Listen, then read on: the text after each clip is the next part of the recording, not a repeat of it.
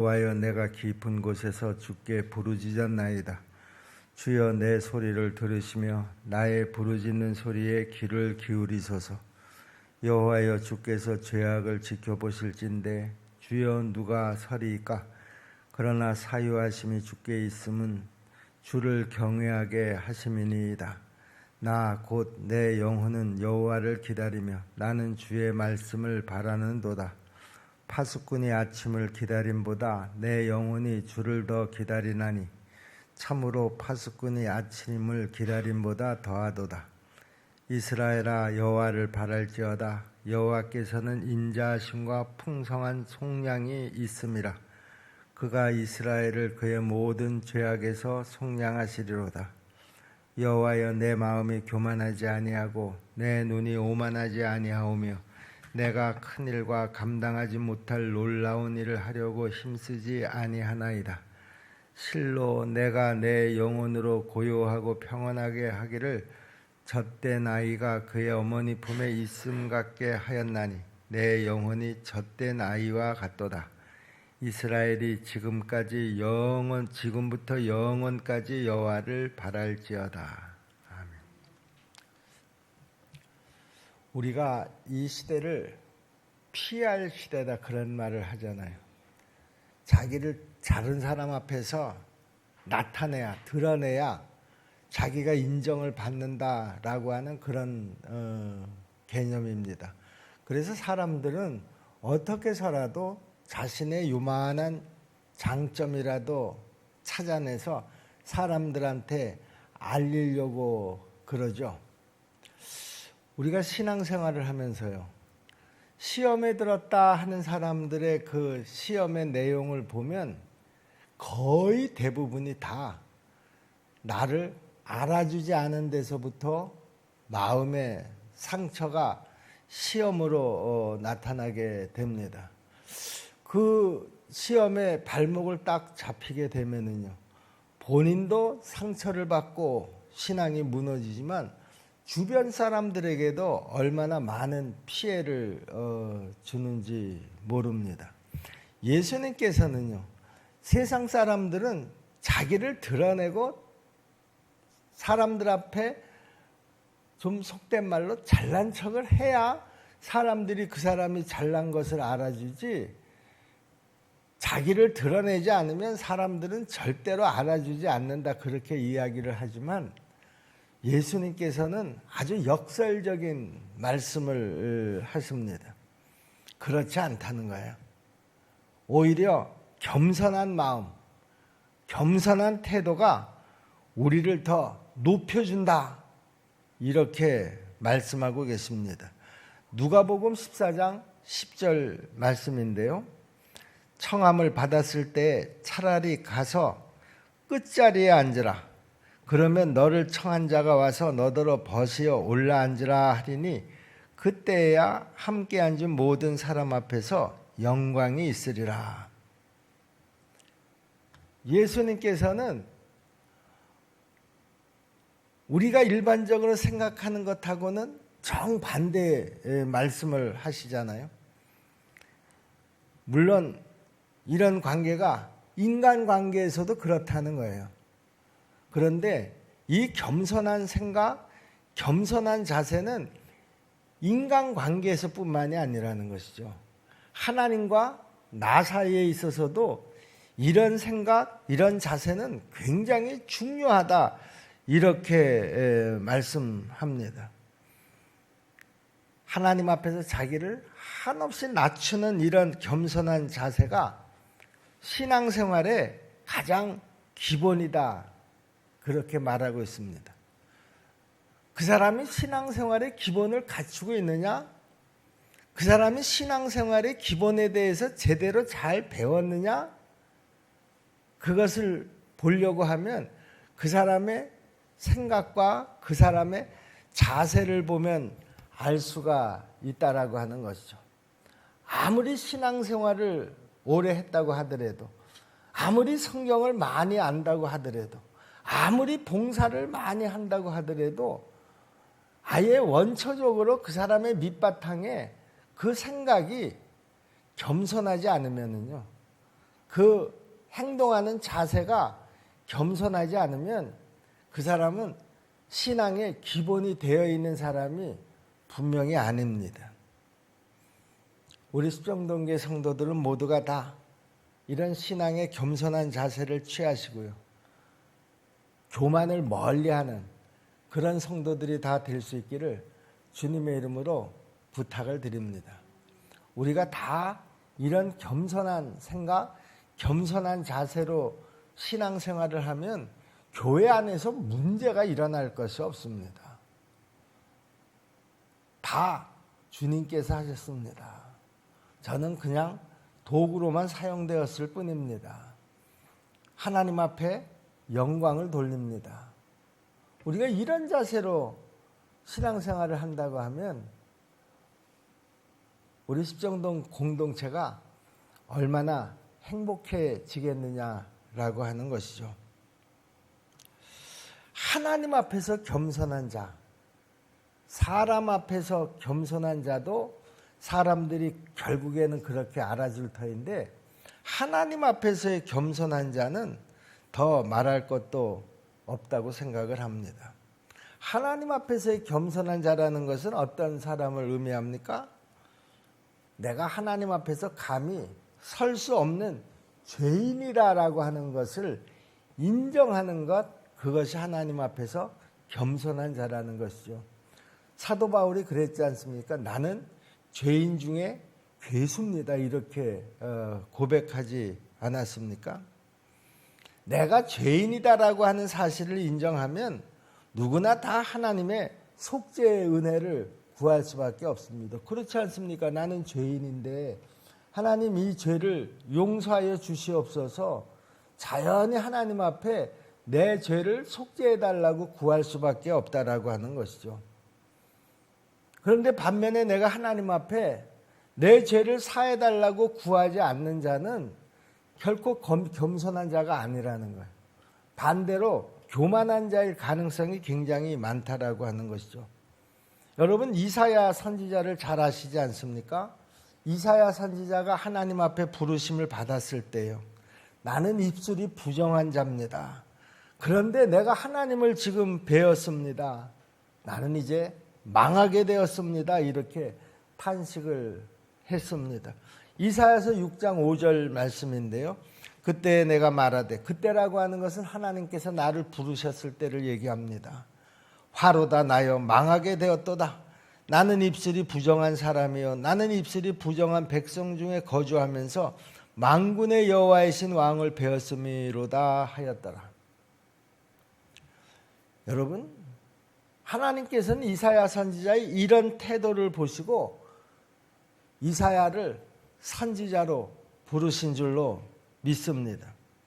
하나님은 언제나 영적으로 겸손한 자를 부르셔서 당신의 일꾼으로 삼으신다라고 하는 것이죠. 하나님의 일꾼들의 공통점이 바로 겸손함이었었다라고 하는 거예요. 특히 하나님 앞에서의 겸손함, 이것은 하나님이 부르신 자들의 공통된 특징이라는 것이죠. 하나님은 이사야의 이런 겸손함을 보시고 그 이사야의 부정함을 사하시는 환상을 보여주십니다. 그리고 그 환상을 본 이사야는 이제 자기의 부정한 입술이 깨끗이 사함을 받았다라고 하는 확신을 가지고 하나님의 말씀을 그 다음서부터 담대하게 전하는 것을 우리가 볼 수가 있습니다. 이사야 6장 6절부터 8절까지 말씀인데요. 그때 그 서랍 중에 하나가 부젓가락으로 제단에서 집은 바 핀 숯을 손에 가지고 내게로 날아와서 그것을 내 입술에 대며 이르되, 보라, 이것이 내 입에 닿았으니 내 악이 제하여졌고 내 죄가 사하여졌느니라 하더라. 내가 또 주의 목소리를 들으니 주께서 이르시되, 내가 누구를 보내며 누가 우리를 위하여 갈고 하시니 그때 내가 이르되, 내가 여기 있나이다, 나를 보내소서 하였더니 그랬습니다. 그가 하나님 앞에 자기의 죄를 고백하고 하나님, 내 죄를 사하여 주시옵소서 이렇게 고백했을 때 하나님께서 그 죄를 사해 주셨다라고 하는 그 증거를 환상으로 보여주셨잖아요. 속죄함을 받은 이사야가 이제 담대해졌습니다. 나는 이제 망하게 됐습니다. 하나님 어떻게 나 같은 것을 부르셨습니까? 저 못합니다. 그렇게 고백하던 이사야가 그 제사함의 확신을 받은 다음에 누가 나를 위해서 갈꼬 하고 하나님께서 말씀하실 때 주여 내가 여기 있나이다. 나를 보내시옵소서. 담대해진 것을 우리가 볼 수가 있습니다. 죄사함의 은혜, 이것이 이렇게 대단한 은혜다라고 하는 것을 우리가 꼭 기억해야 합니다. 여러분들도 예수 그리스도의 십자가의 보혈의 공로로 그 죄사함의 은혜를 다 받은 사람들인 줄로 믿습니다. 그래서 내가 이제 잘난 척하고 그만하라는 얘기가 아니라요. 이제 그럴수록 더 겸손해지고 그리고 하나님의 영광을 위해서 나를 사용하시옵소서. 나를 드러내는 역할이 아니라는 거예요.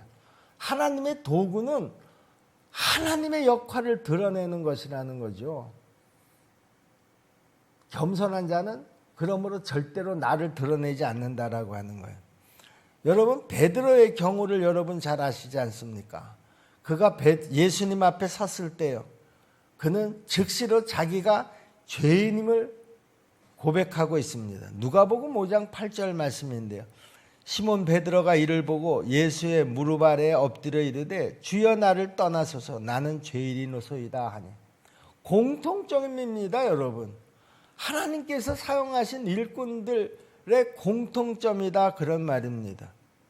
예수님은 바로 이런 베드로에게 사람을 낚는 어부의 사명을 부여하신 줄로 믿습니다. 마태복음 4장 19절 말씀이죠. 말씀하시되 나를 따라오라 내가 너희를 사람을 낚는 어부가 되게 하리라 하시니. 주여 나는 죄인입니다. 내가 당신 앞에 설 자격이 없습니다. 내가 당신 앞에 쓰임을 받을 그런 여지도 없습니다. 이렇게 겸손하게 자기를 저 밑바닥까지 낮추게 될 때 오히려 예수님은 역설적으로 그를 부르셔서 아니야, 너는 이제서부터 사람을 낚는 어부가 될 것이야. 너는 이제 하나님의 도구로 멋지게 쓰여질 것이야. 이렇게 말씀하고 계시는 것이죠. 이렇게 겸손한 자는 무엇보다 하나님 앞에 자기가 죄인임을 고백하고 그 죄를 속죄해달라고 그렇게 하나님 앞에 구하고요.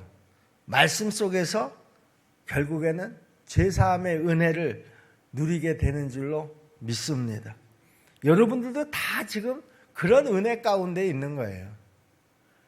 그런데 사단마귀는 우는 사자와 같이 내 안에 들어와서 충동질을 합니다. 그런다고 누가 알아주냐? 봐라, 네가 이렇게 헌신을 했는데도 사람들이 안 알아주지 않느냐? 마음에 섭섭한 마음을 막 만들어내고 그 섭섭한 마음이 그 효모처럼 막 내 안에서 부풀어져 가지고 교만한 마음을 만들게 되는 것이죠. 여러분, 하나님 앞에서 내가 죄가 없다 이렇게 주장하는 교만한 자들은요, 하나님을 거짓말하는 자로 만드는 자다. 그러므로 말씀이 그런 사람 안에는 거하지 않는다. 그렇게 성경은 말하고 있습니다. 요한일서 1장 10절 말씀이죠. 만일 우리가 범죄하지 아니하였다 하면 하나님을 거짓말하는 이로 만드는 것이니 또한 그의 말씀이 우리 속에 있지 아니하니라. 여러분, 하나님께서는 우리를 뭐라고 규정했습니까? 모든 사람이 죄를 범했다 그랬습니다. 모든 사람이 예외가 없다라고 하는 말이죠. 그런데 나는 죄를 범하지 않았다 이렇게 주장을 한다고 하면 그 주장은 결국 무슨 주장이 되겠습니까? 하나님이 거짓말한 것이 되지 않습니까? 그런 사람의 마음속에는 하나님의 말씀이 거하지 않는다라고 하는 거예요. 우리 신앙생활의 가장 모범적인 그 모습이 어떤 모습입니까? 내가 그분 안에 거하고 그분의 말씀이 내 안에 거하는 것. 여러분, 하나님의 말씀이 내 귀에 들어와서 내 마음에 새겨지지 않고 팅팅 다 튕겨져 나간다고 하면은요, 그것은 하나님 앞에 은혜 받은 사람이 아니라는 것이죠. 하나님의 말씀은요, 내 귀를 통해서 내 심령 가운데 들어올 때 그 말씀이 내 마음에 잘 새겨져야 하는 것입니다. 절대로 튕겨져 나가서는 안 된다, 그런 말입니다. 지금 영적으로 문제가 있는 사람들의 그 말씀을 듣는 그 자세를 보면은요, 그 말씀에 대해서 자꾸만 부정적인 생각을 하는 거예요. 여러분, 하나님의 말씀은 진리입니다, 여러분. 어느 것 하나 틀린 말씀이 없다, 그런 말입니다. 수천 년 동안 많은 지혜자들에 의해서 다 인정이 된 것이에요. 이것이 하나님의 말씀이 틀렸다 이렇게 그 사람들이 얘기했다고 하면 그 많은 지혜자들이 맞습니다, 하나님의 말씀은 진리입니다, 이렇게 인정을 했겠습니까? 근데 오히려 무지한 자들이 하나님의 말씀을 놓고 이렇다 저렇다 트집을 잡고 틀렸다 이렇게 지적을 하는 것이죠. 여러분들은 다 지혜자들이 되기를 간절히 바랍니다. 우리의 지혜를 가지고 우리의 지식을 가지고 우선 하나님의 말씀이 틀렸다 그러다 이렇게 말할 자격이 없다라고 하는 것이죠. 하나님의 말씀은 우리로부터 우리에게 그런 판단을 받을 정도의 그런 수준 낮은 말씀이 아니라는 거예요. 수천 년 동안 이 세상은 끊임없이 변화되어 왔는데 그 말씀은 1.1핵도 고쳐지지 않았다라고 하는 것이죠.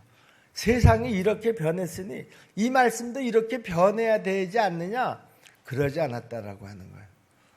여러분, 이 세상을 주도하고 있는 많은 사상들이 있습니다.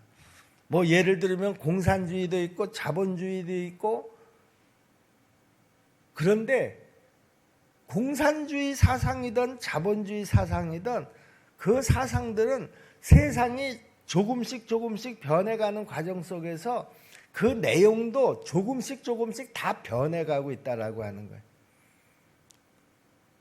한때는 자본주의가 진리인 줄 사람들이 알았습니다. 그러나 그 자본주의도 세상이 변해가는 속에서 이거는 적합하지가 않아. 그래서 나온 게 수종자본주의라는 게 또 나왔습니다. 여러분, 자본주의가 진리가 아닙니다. 그 수종자본주의도 지금 계속해서 변하고 있고요. 그 변하는 실험을 하고 있습니다. 공산주의는 이미 벌써 폐기된 지 오래고요. 그러나 하나님 진리의 말씀은 어느 말씀 하나 변하지 않았다라고 하는 것입니다. 여러분, 우리가 하나님 앞에서 겸손한 자는요, 자신의 모든 발걸음이 하나님의 뜻과 그 섭리를 거스르지 않도록 하나님의 인도하심에 순종하면서 따라가는 자들입니다. 시편 131편 1절, 오늘 그 본문 말씀이었었죠. 여호와여, 내 마음이 교만하지 아니하고 내 눈이 오만하지 아니하오며 내가 큰 일과 감당하지 못할 놀라운 일을 하려고 힘쓰지 아니하였나이다. 여기에서요, 내가 큰 일과 감당하지 못할 놀라운 일을 하려고 힘쓰지 아니하였나이다 라고 하는 이 고백이 무슨 뜻이냐, 그런 얘기. 하나님의 뜻을 거스르지 않고 하나님의 인도하심을 따라서 순종하면서 따라가는 그런 삶을 의미합니다. 여러분, 교만한 자들은요, 오만한 자들은요, 자기의 야망을 쫓아서 경고망동을 합니다. 내가 어떤 일을 해도 그것은 내 능력을 드러내기 위해서 하는 것이지요, 하나님의 영광을 드러내기 위해서 하는 것이 아니다, 그런 얘기. 자기가 할 수 없는 일도 자기의 능력을 과시하기 위해서 해보겠다 할 수 있다. 여러분, 이것이 세상적인 할 수 있다의 개념입니다, 여러분. 우리 신앙 속에서 할 수 있다는 그 개념은 어떤 개념입니까? 내 능력으로 할 수 있다, 그 얘기가 여러분 아닙니다. 능력 주시는 자 안에서 내가 모든 일을 할 수 있느니라. 내가 엄청난 어떤 계획을 세울 수 있는 것도 능력 주시는 자 안에서 내가 계획을 세우고 실천해서 성공할 수 있다라고 하는 확신을 갖는 것이죠. 내 능력으로 그것을 기획하고 내 능력으로 그것을 이루는 것, 그것은 교만입니다, 여러분. 야고보 사도는요, 이런 자들에 대해서 주의 뜻이면 이라고 하는 전제가 없이 계획하고 말하는 모든 일들, 그것은 다 허탄한 자랑이다, 이렇게 경고를 합니다. 야고보서 4장 15절 말씀이죠. 너희가 도리어 말하기를 주의 뜻이면 우리가 살기도 하고 이것이나 저것을 하리라 할 것이거나 그랬습니다. 그런데 주의 뜻입니다라고, 주의 뜻 속에서 내가 이런 일을 하든 저런 일을 하든 해야지 내 능력으로 내가 그것을 하겠습니다라고 하는 것은 하나님 앞에서 경고망동한 행동이고요. 그것은 다 허탄한 일들이고요. 그것은 교만한 자의 생각이라는 것이죠. 이스라엘 백성들이요, 전쟁을 하기 전에요, 항상 먼저 하나님의 뜻을 물었습니다. 그리고 하나님의 명령을 따라서 그 전쟁을 수행했습니다. 언제나 그런 것은 아니지만요, 그들이 하나님 앞에 바로 서 있을 때는 반드시 그랬다, 그런 말입니다. 우리가 그 대표적인 사례로 여리고성 전투와 아이성 전투를 이야기하지 않습니까? 성도들은 어떤 일을 계획하고 그 일을 시작하기 전에요, 먼저 하나님께 묻고 하나님의 응답을 기다리는 줄로 믿습니다. 내가 무슨 일을 계획하든지 똑같습니다. 그 일이 큰 일이든 작은 일이든 마찬가지입니다. 모든 일은 다 하나님 앞에 묻고 하나님의 응답을 기다리고 하나님이 인도하시는 대로 내가 행동해 간다라고 하는 것이죠. 그럴 때 하나님은 자신을 스스로 낮추는 자를 때가 되면 높여주시겠다, 그렇게 약속하셨습니다. 너희가 높아지는 거, 그런 거 신경 쓰지 말아라, 그런 말입니다. 내가 알아서 해줄게. 내가 높아지려고 아둥바둥 하지 않아도 된다, 그런 말입니다. 잠언 18장 12절 말씀입니다. 사람의 마음의 교만은 멸망의 선봉이요 겸손은 존귀의 길잡이니라. 믿습니까, 여러분? 잠언 29장 23절에도 이런 말씀이 나옵니다. 사람이 교만하면 낮아지게 되었고 낮아지게 되겠고 마음이 겸손하면 영예를 얻으리라. 여러분, 이 대표적인 예가 바로 예수 그리스도인 줄로 믿습니다. 예수님이 하나님의 뜻에 전적으로 순종하셔서요, 자기를 스스로 비워서 종의 형체를 지니시고 십자가에 죽기까지 당신을 낮아질 대로 낮아지게 하시니까 하나님께서 예수님을 지극히 높여서 영광의 보좌에 앉히신 줄로 믿습니다.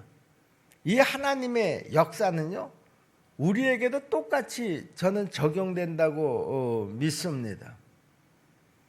예수님께서는 잔치자리를 비유로 해서 자기를 낮추는 자가 사람들에게 높임을 받고 자신을 낮추는 자는 수치를 당하게 되는 원리를 말씀하셨는데요, 그 결론으로 누가복음 14장 11절 말씀입니다. 이 비유는 1절서부터 쭉 계속이 되는데요, 11절에 그 결론을 얘기하는데요, 무릇 자기를 높이는 자는 낮아지고 자기를 낮추는 자는 높아지리라.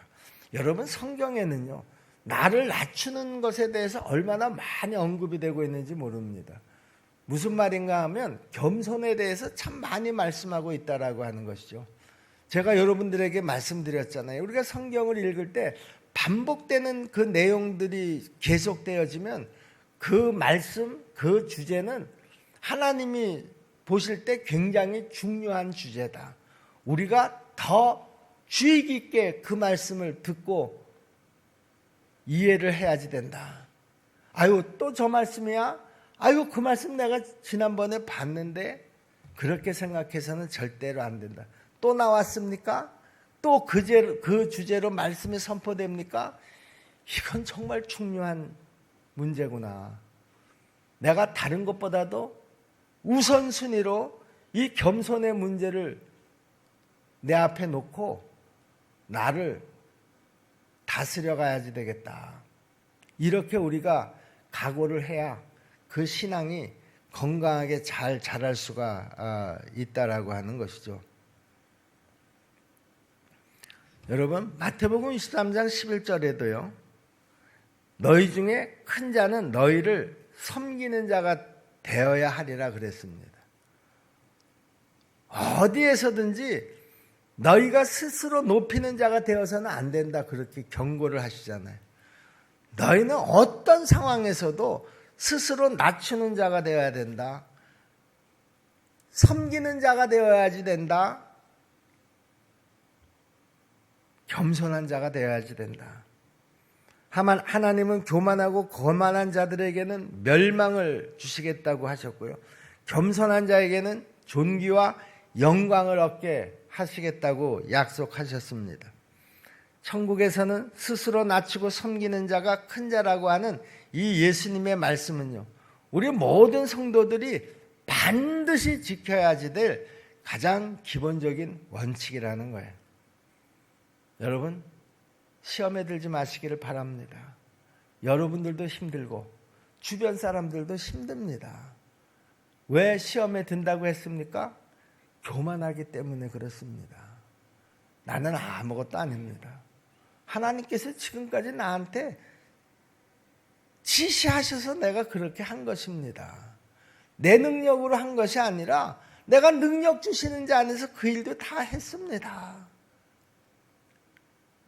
이렇게 우리가 내 하는 모든 일을 겸손하게 그렇게 인정을 할 때 하나님께서 그런 자를 인정하시고 그런 자를 언제나 당신의 도구로, 일꾼으로 사용하신다라고 하는 것이죠. 나를 내세우려고 하는 사람은 하나님이 쓰시는 사람이 아니라는 거예요. 그 사람은 분명히 사람의 열심으로 그 일을 하고 있는 것이죠. 하나님의 열심으로 하는 사람이 아니라는 것이죠.